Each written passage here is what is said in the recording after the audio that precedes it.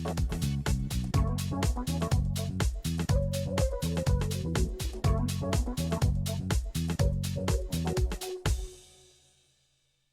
të nderuar zonja e zotërinj, përshëndetje.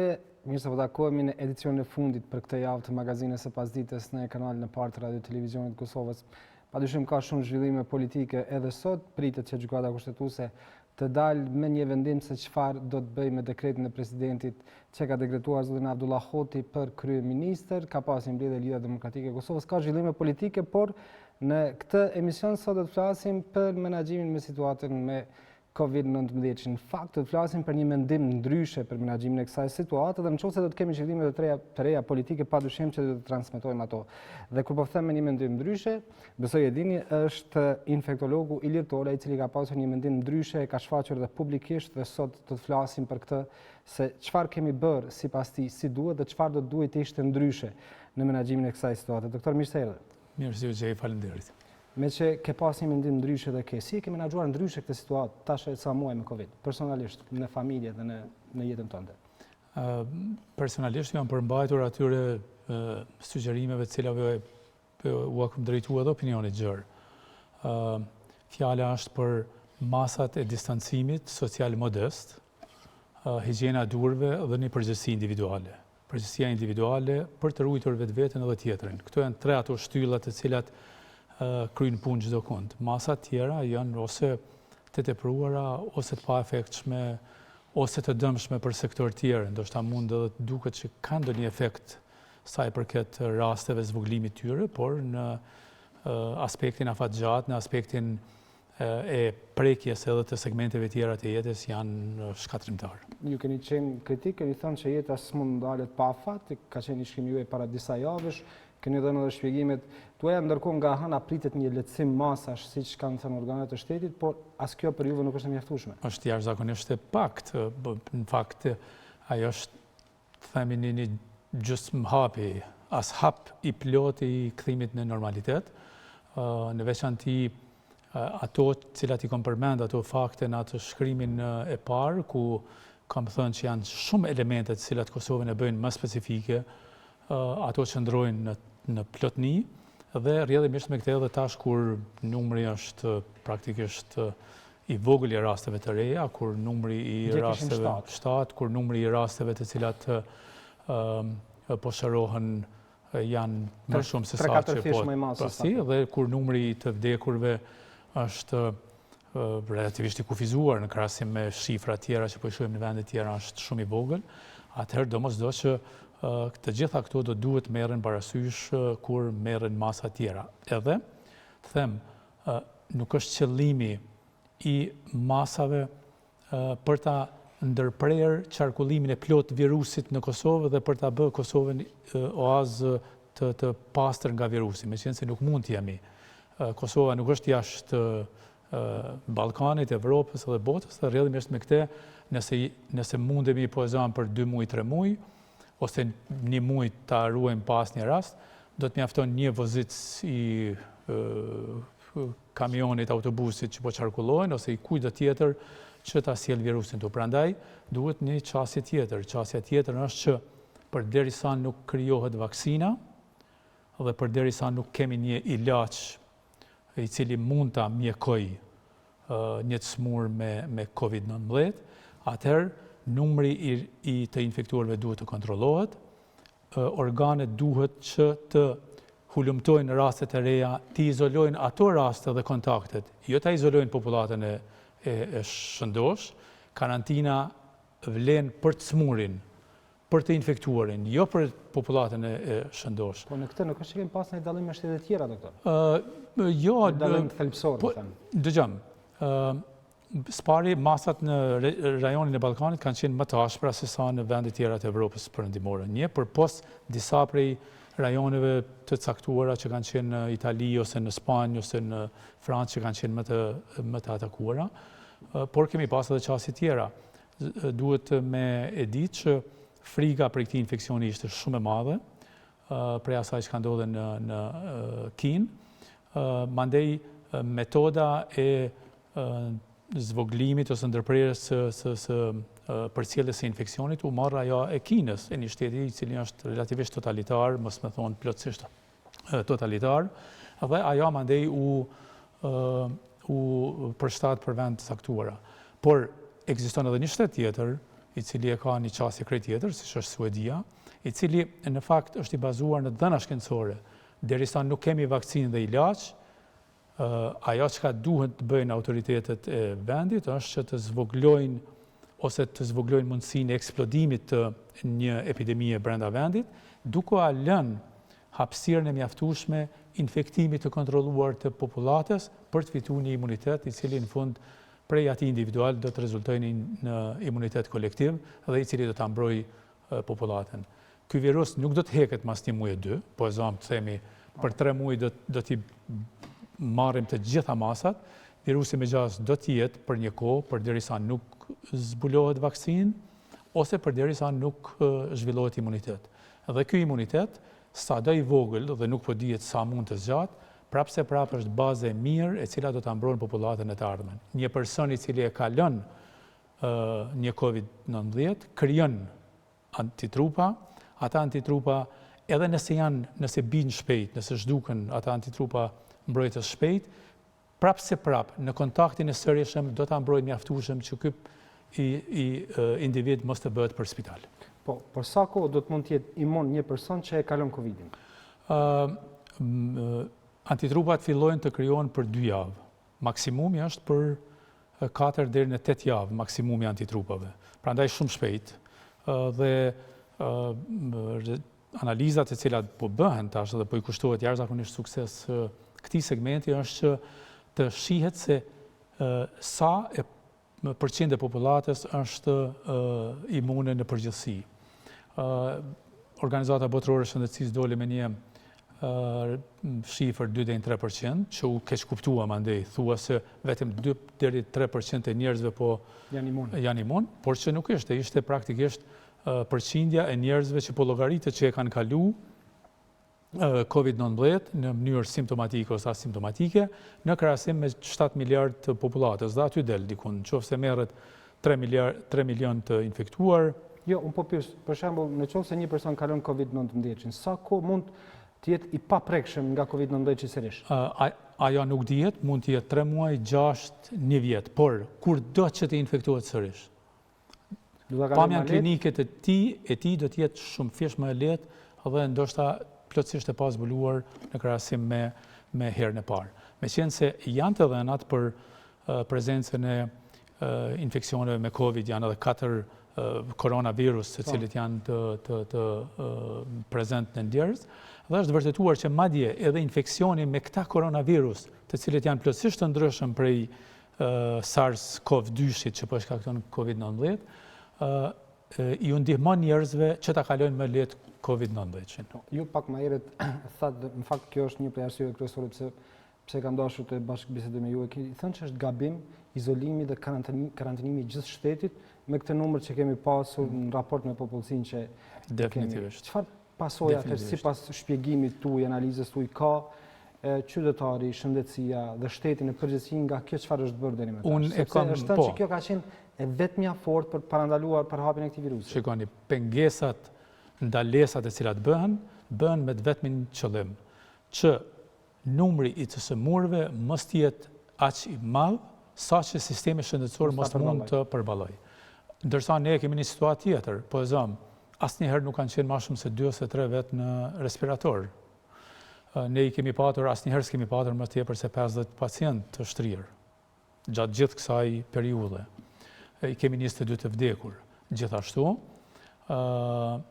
nuk janë mbuluar ose nuk janë në shërbim të trajtimit të kësaj sëmundje, as 10% të kapaciteteve të sistemit shëndetësor, sado i dobët që është ky sistem shëndetësor ose me tmetat që i ka.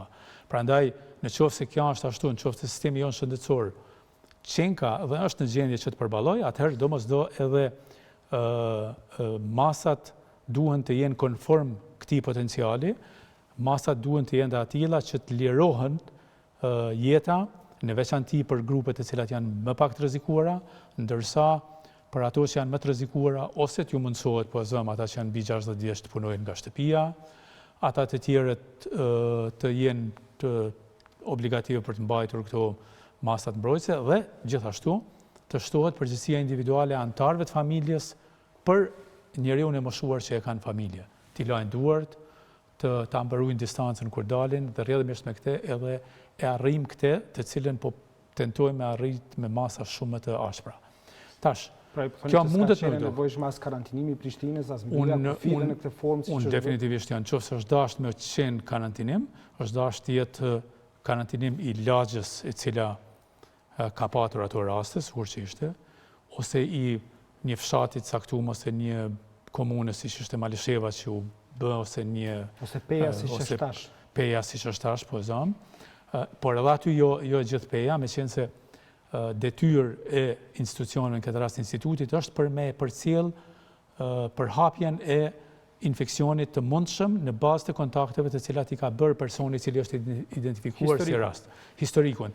Rrjedhimisht me ata e çet në një hartë, e bën një model, edhe shes se cilat pjesë të shtetit, lagjës, shtëpisë duhet që të ruhen.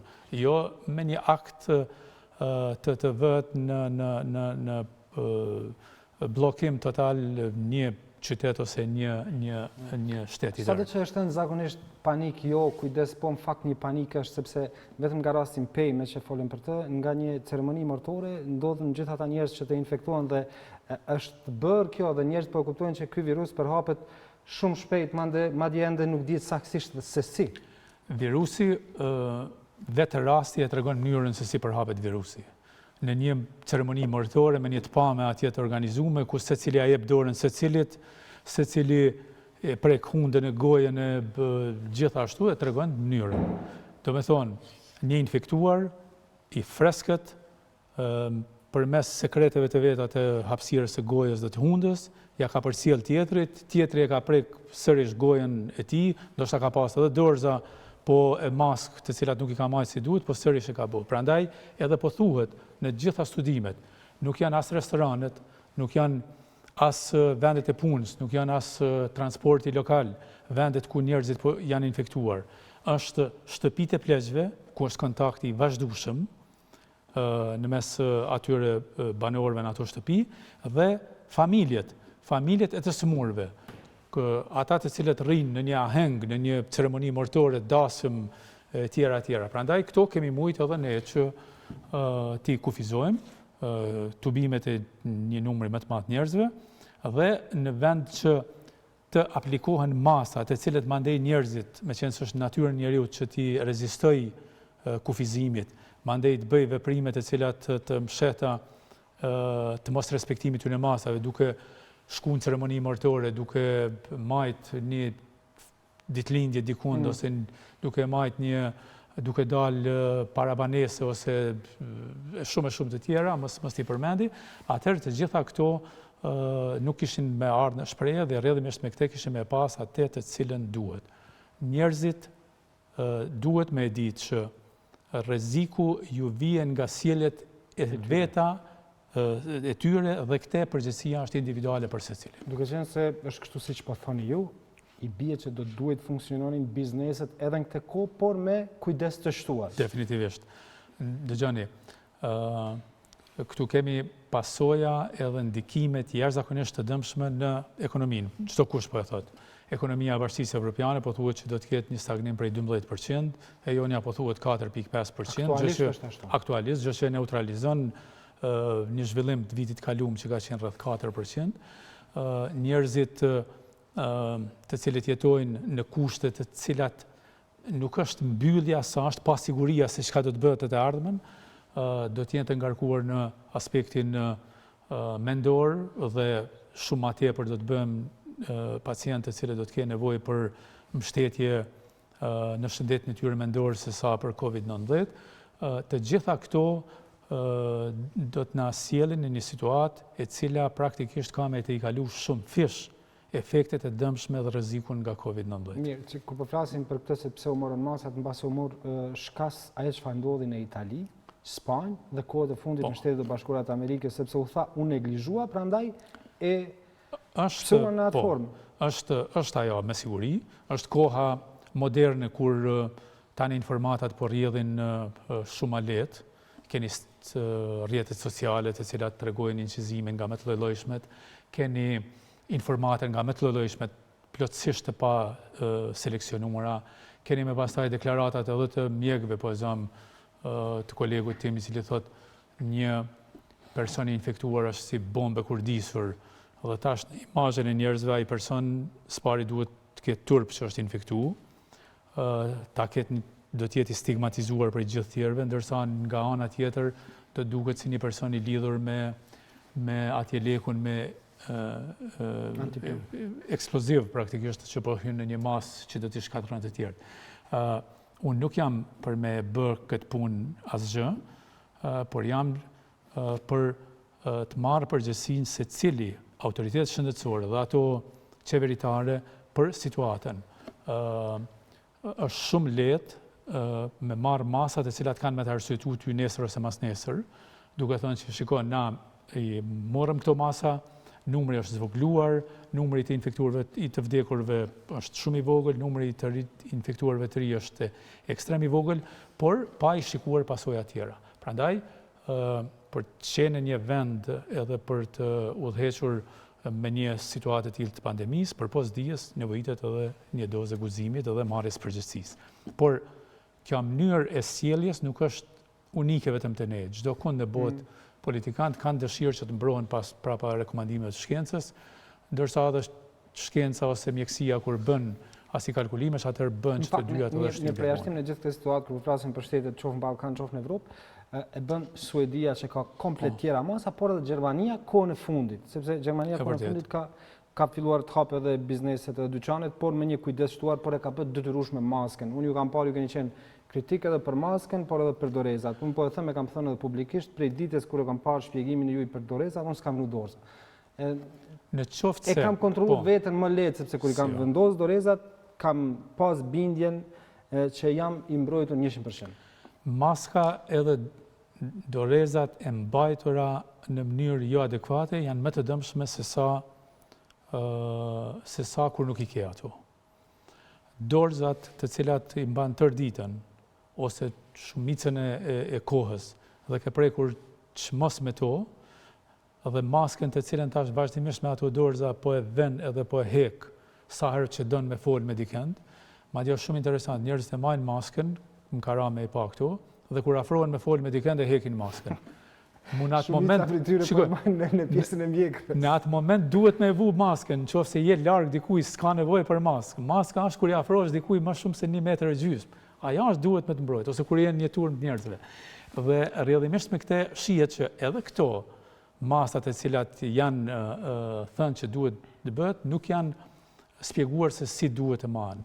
Maska, nëse duhet me mbajt, për të mbrojtur të tjerët më shumë nga vetvetja se sa për të mbrojtur veten nga të tjerët, por hajde po themi që ka një efekt, me qenë se ashtu janë edhe rekomandimet e fundit edhe për mbrojtjen nga të tjerët. Kur të vëhet një herë, kur del për shtëpisë, nuk preket më. Derisa të kthehesh në shtëpi edhe hek edhe gjuhë në shport. Po çfarë nëse vazhdimisht, sepse kam parë shpesh nga puna që kemi e heqin poshtë, vendosin prap, a ka efekt ajo? Katastrofale, ajo është e kundërta praktikisht. Ju po keni përshtypjen që e keni maskën, në fakt jeni duke ja ofruar hapësirës së gojës edhe hundës me 10 e 100 herë brenda ditës duke e prek atë maskë, atë që e keni prek me dorza në për krejt hapësirën që po supozojmë që mund të me qenë me prezencën e virusit. Sa kohë mund t'i mbaj një par doreza, sepse në për farmaci kur i blejmë na thonë që për 8 orë mund t'i përdorësh. Shikoni. Në punën time po, za shembull sa orë mund t'i mbaj dorezat? Në punën tonë s'ki nevojë me mbaj doreza fare. I lan duart. Komas kohë i lan duart. Nuk e prek hundën, nuk e prek fytyrën, nuk e prek gojën. Edhe je plotësisht i mbrojtur. Dorezat kanë kuptimin kur përdoren siç përdoren në mjekësi. Hyhet bëhet një intervenim, një vizitë një pacient me dorza, kur del i hek dorzat dhe i lan duart. Prap i lan duart. Ose vjen pacienti tjetër, i lan duart, i vën dorzat, hyn e viziton, kjo e ka kuptimin. Prandaj doreza ka kuptim në qoftë se për një kohë caktuar kur ke shkuar në Për një shërbim caktuar, i ke mbajtur ato, dhe në momentin kur je kthy në shtëpi pas 1-2 orëve, i ke hekur dhe i ke gjujtur në sport. Për ndryshe mbajtja e dorëzave. Ka raste kur janë dorëzat e vendosura dhe dezinfektohen. Është e mundur, po sa i dezinfekton dorëzat, dezinfektoj duart. Me qenë se nuk Ju kam dëgjuar që keni thënë që dorëzat janë një lloj qerë dhe mikrobësh. Definitivisht, nëse nuk mbahen si duhet, nëse mbledhin edhe shumë e tepër sa që mbledhin vetë duart. Ta kuptojmë edhe diçka.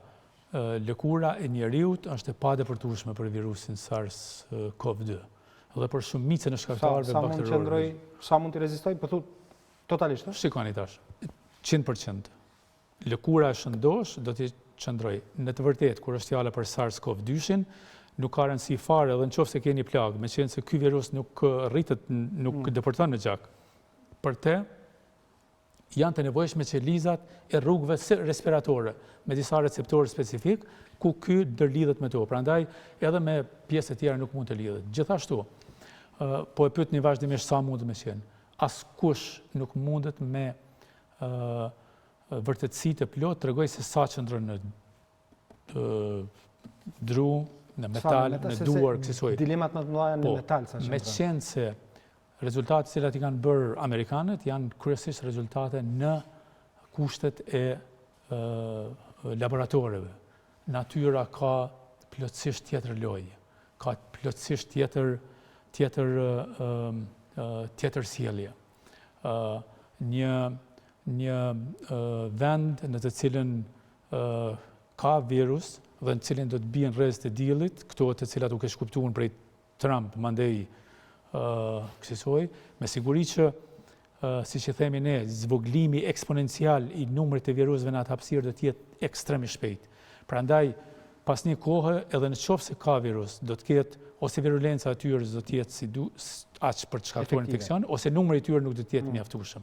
Meqense për të shkaktuar infeksion nevojitet masa dhe virulenca, agresiviteti i atij shkaktari. Edhe këto në kushtet e natyrës ndonjëherë është vështirë për të. Edhe një herë te çështja e maskave, sepse këtë shohim sa herë që dalim në qytet, posaçërisht në tregun e Prishtinës këto 2-3 ditë të fundit kam parë në shumicën e rasteve njerëz pa maska, por edhe kam parë me maska këtu afër mjekrës dhe sa herë këto lëvizjet këto që bën. Kjo janë katastrofale. Janë plotësisht të gabueshme. Prandaj edhe këshilla do të ishte kësaj, nëse dëshironi me mbajt maskë, ka edhe lokale ku po thonë është obligative mbajtja e maskës, atëherë maskën të cilën e vendos në moment kur del prej shtëpisë, nuk e hek dhe nuk e prek përderisa nuk kthesh në shtëpi. Dhe çdo prekje është e keqe. Në fakt, dëgjoj, maska varësisht çfarë janë, meqense për këto maska të cilat ne po i blejmë që janë pa ato N95, pa atë filtrin që janë, llogaritet që diku rreth 70-80, ndoshta edhe 90% mbrojnë, por çdo prekje nënkupton që e prish strukturën e asaj maske dhe gjithashtu e ke pru virusin eventual. E ke afru dhe e ke puthitur për atë maskë të cilën tash e ke më afër frymarrjes. Prandaj nuk bën me kujdes në përdorimin e tyre. Mu për këtë arsye dhe po them, ato masat të cilat duhet janë këto tre të cilat duhet çdo njeri i civilizuar dhe që ka veç pak mend në kokë, e që solidarësinë ky vend e ka në shpirt, mendoj, është që t'jemi me përgjegjësi individuale maksimale dhe solidarësi ndaj anëtarëve tjerë të familjes, të kemi ta mbajmë distancën sociale, e cila do të jetë 1,5 metra, të mbajnë maskë kush mendon që nuk mundet me rujt në mënyrë të tillë ose që nuk ka kontakte të tilla me njerëz, ka profesion e tillë dhe t'i laj duart sa më shumë që është më shumë. Para se të shkojmë me disa slajde sepse ka po. Gjithashtu edhe këtë po duam të thonë. Po llogaritet që më së miri për luftimin afatgjatë të COVID-19 është distancimi social intermitent, i kopaskoshëm. Për shembull, disa masa pak shtrëngohen, dikur lirohen, dikur nëse është që po rritet numri i rasteve prap shtrëngohen në mënyrë që të krijojmë atë imunitet. Pa atë imunitet ne do të ballafaqohemi atë imunitet kolektiv dhe individual, ne do të ballafaqohemi gjatë ose do të jemi në mëshirën e zbulimit të një vaksine ose të vetë shkatërimit të virusit nga vetvetja. Po, sepse te kjo distanca sociale, ruajtja nga kontaktet, për qenë shumë korrekt, ka më shumë ndoshta afër 2 muaj që për shkak të kësaj njerëzit nuk kanë vizituar as familjet e tyre, as prindrit e tyre. Dhe sepse dikush është në një qytet tjetër, është në një qytet tjetër, nga një komunë në një komunë tjetër, njerëzit kanë nevojë edhe për këtë ta dinë, sepse ai lejohet shkojnë, po të rrinë në distancë. Për shembull, a mund të shkojnë ta vizitojnë nënën time, po të rrinë në distancë. Po mos me marr është kriju një valloj situate për çfarë them kësaj. Qenja njerëzore, njerëzimi në tërësi është qenje sociale. Është e pamundur që të funksionojë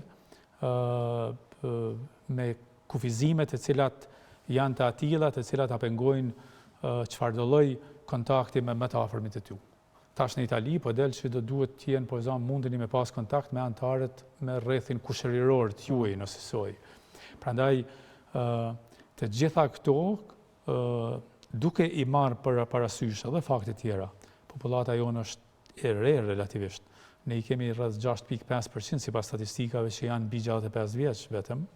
Nuk kemi shtëpi të pleqshme, meqense numri më i madh i të vdekurve në Angli, në Shtetet e Bashkuara të Amerikës, në Gjermani, në Suedi gjithashtu, në Itali, çdo kund ka qenë në këto institucione. Ata që janë me sëmundje kronike, të lloj-llojshme të cilat do t'i shohim tash në disa slajde. U bë stigmatizimi i kësaj shtrese. U bë. Mu më kujtohet tash. Edhe pa qenë smur, njerëzit pastaj krijojnë vetëm vandjesie. Unë kam ndonjëherë një bronkit i cili ndonjëherë shfaqet me të kollitur. A dini çfarë ndjeni kur kollitesh në një mes, me njëherë 30 vet shikojnë thonë çka ndodhi me ty. Hapi tjetër është me të marrë edhe me të myt me gurë ose me diçka tjetër. Më kujtohet që kësaj ka qenë edhe në kur AIDS u zbulua për herë të parë. Në vitin 86 ishim me profesor Kajma Gazdeden të ndjerin atë kohë, në repartin ku unë isha mjek i ri edhe e diagnostikuam rastin e parë. Apo besoni e kemi thirrë një person për me fotografu ndryshimet që i kishte ai në hapësirën e gojës edhe në lëkurë. A dini prej ku i ka fotografu? Prej derës dhomës. As aty.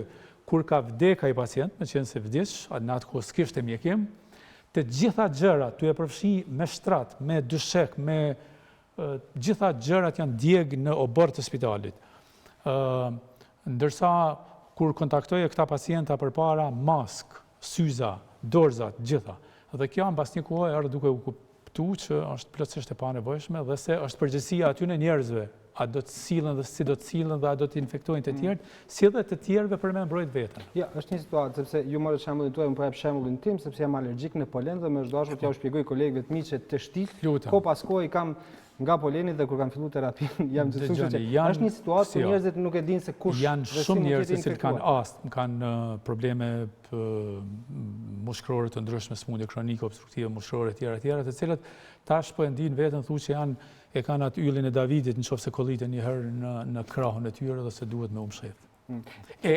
Këte duhet me e parandalu shteti, pushteti, këte duhet me eduku ideja e ajo që thashë e bën një stigmatizim se të njerëz të moshuar, është kriju një farë ndjenje që ata nuk ndjen rahat në gjithë këtë çfarë po ndodh, sepse vazhdimisht është thënë më të atakuarit janë të moshuarit, shumë në rregull, po a është dashur bashkë në këtë formë të thuhet? Detyra jon, mendoj që shumë prej këtyre informatave kanë qenë informata thjesht mjekësore, të cilat është dashur me i qarkullu ne në qarqet mjekësore, me e ditë, po e zamë kur vjen një pacient me hipertension ose me një sëmundje, me e ditë që ecuria e tij do të jetë më e rëndë, por që nuk është dhe është dashur në mënyrë të duhur me ju përcjell opinionit. Me thonë që po njerëzit të cilët kanë sëmundje të caktuara të mëhershme kronike janë më të rrezikuar.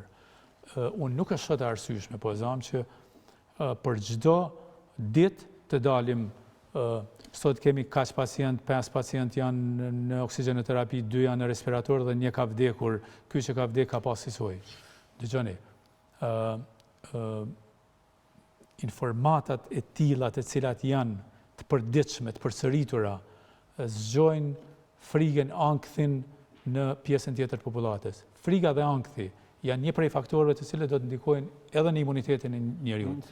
Dhe në vend që ai organizëm të jetë i gatshëm tani që t'i përballojë eventualisht një infeksioni edhe të tjerë, ne tani praktikisht e kemi bërë si cak ku do duhet me gjujt të gjithë. Po, ju pak më herët thatë që jemi si Kosovë me popullatën relativisht të re, por dy çështje tjera ti shtroj për trajtim, doktor. E para punës, a kemi kulturë të mjaftueshme shëndetësore dhe imunizuese në mënyrë që të jemi edhe atë përgjegjësia individuale, se nëse nuk kemi kulturë shëndetësore të mirë, pavarësisht kushteve dhe sistemit çfarë është, dhe kulturë imunizuese, cilat mund të jetë pasojat? Spari të nisemi prej kësaj për imunitetin.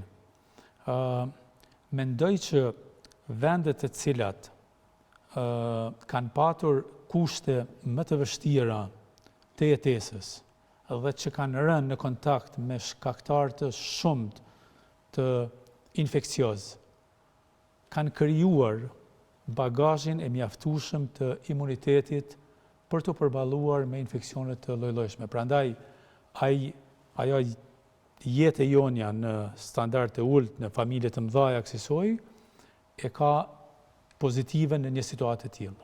E dyta, është vërtetuar që ata pacient, ata persona të cilët janë të vaksinuar me BSG vaksinën kundër tuberkulozit, po i përballojnë shumë lehtë dhe shumë mirë edhe COVID-19. Kosova është një prej vendeve i cili e ka patur në kalendar të vaksinimit vaksinimin me BSG vaksinë. Bile në disa raste po thuhet që ndoshta është e nevojshme dhe është e rekomandueshme që të bëjmë edhe revaksinimin me këtë vaksinë. Prandaj i kemi dy element i kemi këtu. Dhe e treta, që e thatë atë, a kemi, po ne nuk e provuam a e kemi as e kemi. Ne s'lam e provu fare. Ne me njëherë murëm masat nga më të ashprat pavarësisht numrit edhe rasteve. Shteti është për atë për ta përcjellë situatën. Duhesh me qenë fleksibil, e monitoron, në qoftë se numri tregon që po tregon tendencat të ngritjes, i shtrëngon masat. Në moment kur bjen, i ul sërish. Prandaj ky është ai qëllimi. Qëllimi është që me sa më pak ndikim të drejt për drejt në jetën e përditshme dhe të punën, të arrihet efekti sa më i madh që është e mundshëm. Dhe kur po dalim te këto masat që ishim duke biseduar më herët, është i konfirmuar një rast Mitrovicë dhe tash atje po zhvillohet një debat i madh që të mbyllet komplet një qendër tregtare për shkak se një person ka dalë pozitiv me Covid, mbas edhe masa më restriktive. Ajo që çdo mes i cili ka një përgjigje të bazuar në shkencë do të ishte që ai të izolohet edhe të gjurmohen në rastet të cilat kanë patur kontakt me te. Ato rastet i nënshtrohen vetë izolimit, për një periudhë që në Sloveni është 7 ditë tash, në disa vende është 14 ditë, me qenë se po llogaritet që 95% të rasteve do të zhvillohen brenda atyre 7 ditëve, dhe nuk është e nevojshme që të terrorizohet i gjithë qyteti për një rast që është faqe. Kur flasim për këto përvojat në shtete të ndryshme, në Zvicër për shembull, po nisim nga përvoja e disa familjarëve të mi, testi për nëse ka kalu koronavirusi, shumë rrallë pacientëve u bëhet. E vërtet është. Nuk ka nevojë me qenë se është në logjikën të gjithë atyre që kanë njohuritë elementare për imunitetit, po thëmë për botën mjekësore, që ky infeksion pas vetes e lën domosdo një nivel të caktuar të imunitetit, dhe një studim i cili është i bërë në Kinë tash është publikuar dje ose paradje ishte publikuar, tregon që rritja e numrit të IgG dhe IgM antitrupave që janë mbrojtës është e nivelit të mjaftueshëm. Edhe një gjë dua ta kërkoj sqarimin tuaj. Po e zëmë nëse një infektuar kalon nga kati i parë në të dytin në një ndërtesë, çfarë do të qoftë ajo, dhe është i infektuar dhe atë frymarrjen që e merr atë, çfarë lëshon nga infeksioni i tij, sa mund të qëndrojë në atë hapësirë që tjetri pastaj të mos infektohet, sepse e pash një shkrim që në Kinë ishte infektuar, tash ka qenë lajm i rrem apo jo nuk e di, po u morën gjitha mediat me të, që një njerëz ishte infektuar sepse ka ecur shkallën nga të cilat ka ecur më herët një infektuar. Në qoftë se fjala është për disa sekonda, Në qoftë se ai ka ecë para jush dhe ju pas tij, ai është kollitur dhe ai ajri i tij eventualisht. Edhe pse edhe ajo është shumë spekulative, meqense në një vend ku ke pas raste siç ke pas në Kinë, Zoti e din se është infektuar ajo në ato shkalla, apo është infektuar dikun krejt tjetër. Doktor, i kemi disa slajde dhe po kërkoj aty do na shfaqë regjia që të na tregoni se çfarë janë. Me radhë do t'i analizojmë se mund të shihen mirë. Çfarë thot kjo?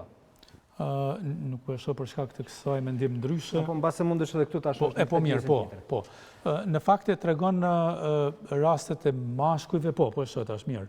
Rastet e mashkujve dhe të femrave varësisht prej grup moshave të caktuara, po shihet që numri më i madh i rasteve që janë të sëmurë rënd me COVID-19 janë kryesisht të moshës 60-69 vjeç, 70-79, ndoshta ka edhe 50-59 dhe pjesa tjetër deri në moshën 50 vjeçare nuk është aq atakuar. Gjithashtu është një farkrahasimi në nivel përgjithshëm çdo kund dhe gjithashtu bëhet një farkrahasimi nëse i shihni këtu vijat e pandërprera në mes të rasteve të pneumonive të ndryshme që s'janë COVID në vitin 2017 dhe këtyre që janë tash me pneumoni COVID, nuk është edhe ndonjë dallim shumë i madh nëse po e shihni këtyre rasteve.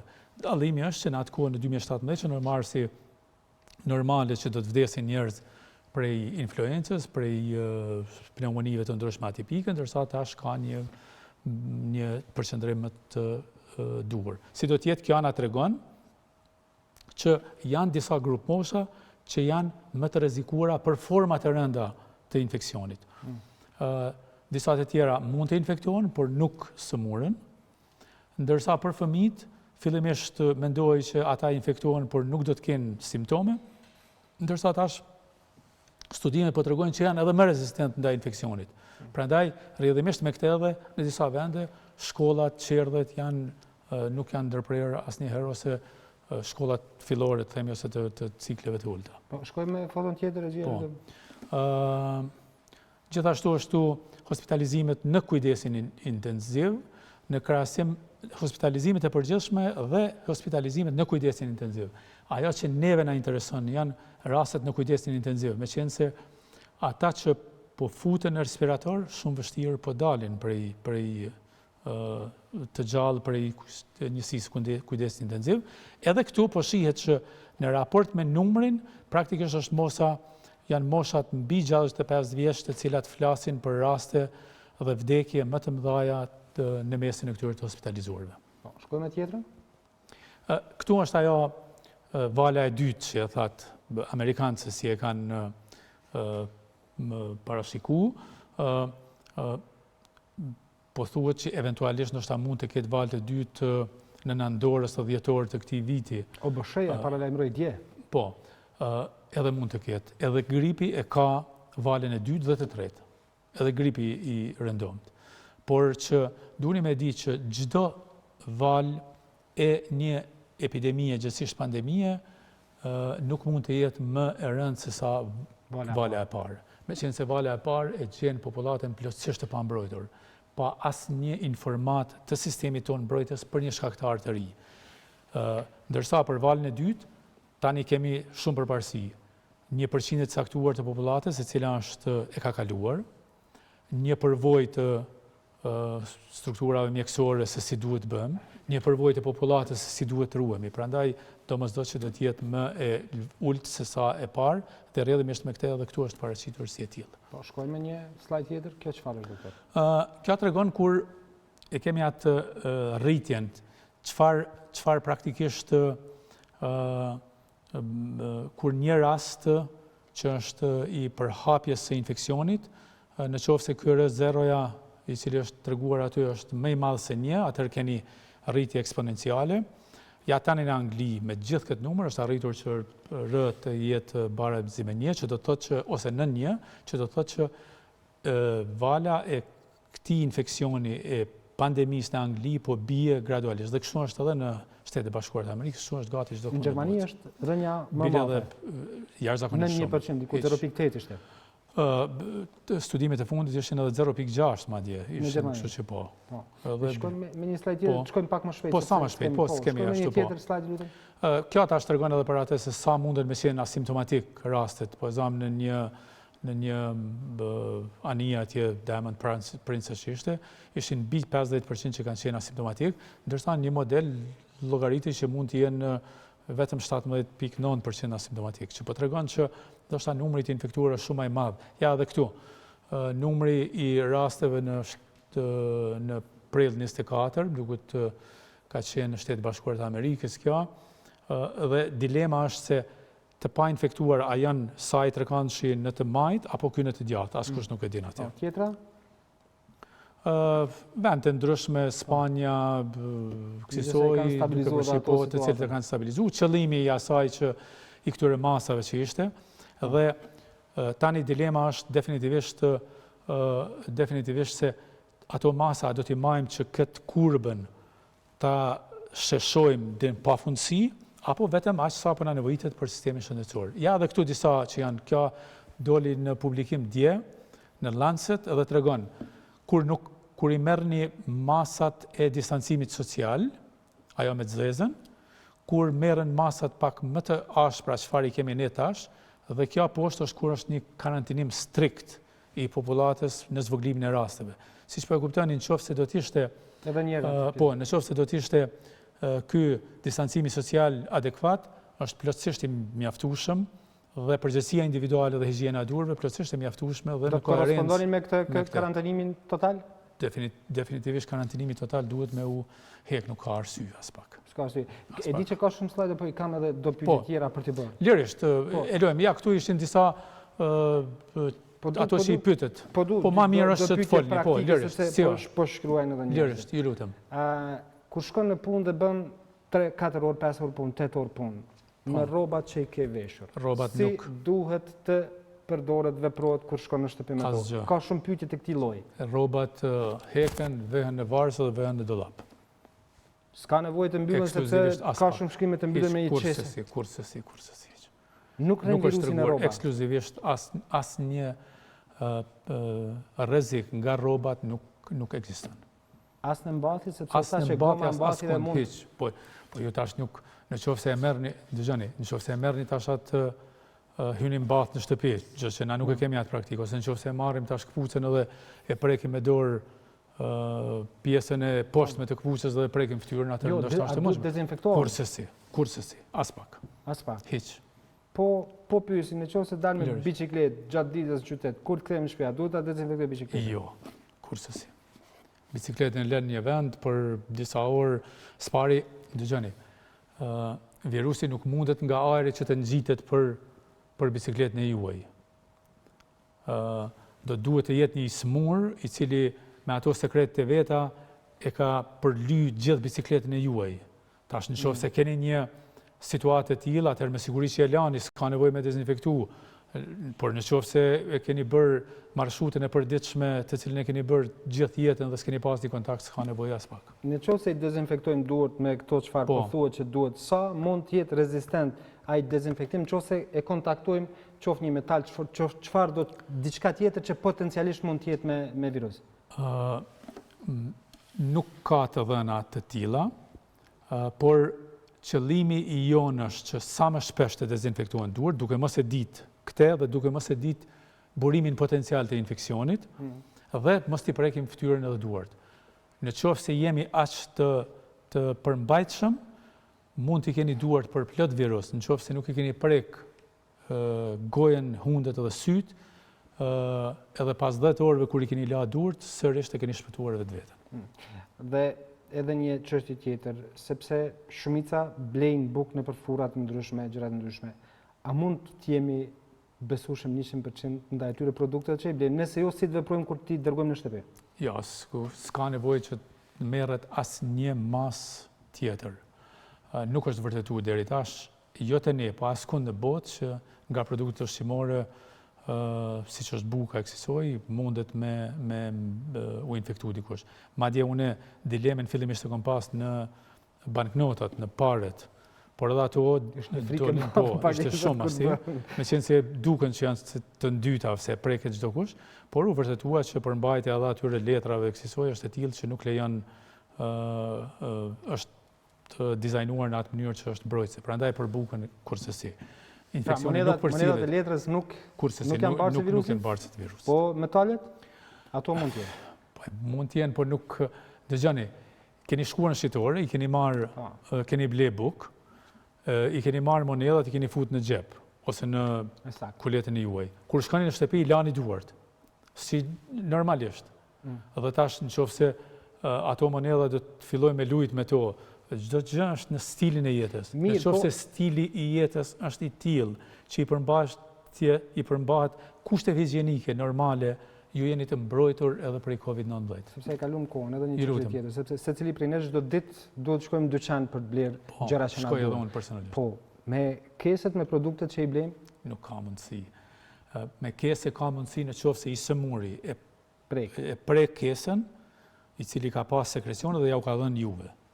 Për ndryshe nuk ka teori, nuk ka asnjë mundësi praktike që të infektoheni prej tyre. Doktor, faleminderit shumë. Ju faleminderit juve. Faleminderit shumë. Miq nderuar, faleminderit edhe juve që na ndoqët. Besoj që këto çfarë i tha doktor Tolaj janë shumë të vlefshme dhe të rëndësishme për secilin prej nesh, ndërkohë ende nuk ka ndonjë lajm të ri se si do të veprojë gjykata kushtetuese. Ishte thënë që diku rreth orës 17 do të dilte një vendim nëse do të pezullojë ose jo dekreti i presidentit për formimin e qeverisë së re. Mos ndroni kanal, pas pak me ju do të jetë kolegja ime Linda Sejda, do të flas sigurisht për pandeminë, do të ketë shumë lidhje të drejtë për drejta. Unë ju uroj vikend të këndshëm, takohemi të hënën. Mirupafshim.